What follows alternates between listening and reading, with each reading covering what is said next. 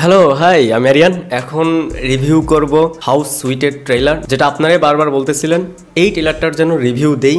কেমন লেগেছে আমার কাছে হাউস সুইট? এই ট্রেলারটা নিয়ে ভালো দিক সাথে খারাপ দিক দুটোই রয়েছে। হাউস সুইট এটা একটা ওয়েব ফিল্ম এবং এটা রিলিজ হবে আই থিঙ্ক বঙ্গতে, যেটার ডিরেক্টর কাজল আরফিন অমি, যেটার মেইন কাস্টিং এ রয়েছে অপূর্ব এবং তাসনিয়া ফারিন। সো এই ট্রেলারের যে বিষয়গুলো আমার কাছে ভালো লেগেছে সেটা আগে শেয়ার করি।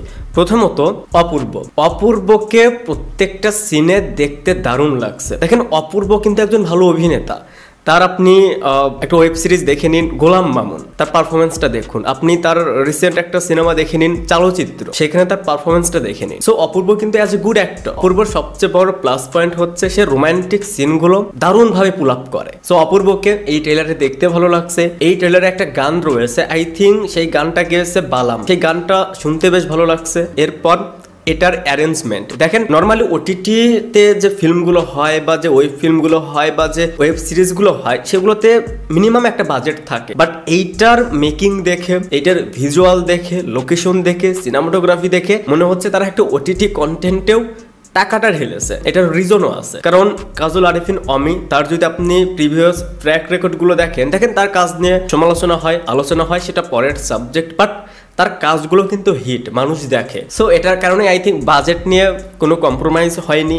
দ্বিতীয়ত অপূর্ব আর বঙ্গর মতন একটা প্ল্যাটফর্মে এই ওয়েব ফিল্মটা রিলিজ হচ্ছে। ট্রেইলারের এই বিষয়গুলোই আমার কাছে ভালো লেগেছে। এবার যেটা ভালো লাগেনি, প্রথমত হচ্ছে ভাই এটার ট্রেলার কাটটা আমার কাছে প্রপার মনে হয়নি, অগোছালো লেগেছে।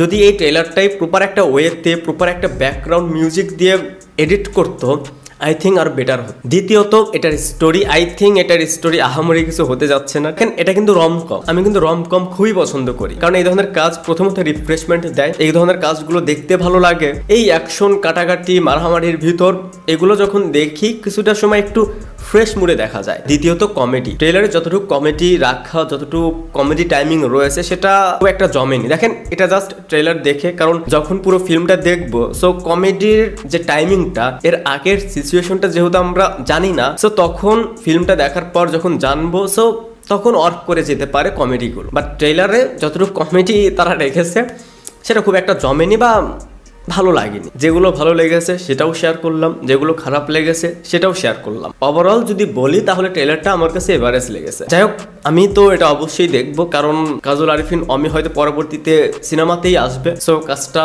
এজন্যই দেখা উচিত। আপনাদের কাছে কেমন লেগেছে হাউস সুইটের ট্রেলার সেটা অবশ্যই কমেন্টসে জানাবেন। আর এখনো যদি চ্যানেলটা সাবস্ক্রাইব না করে থাকেন, প্লিজ সাবস্ক্রাইব।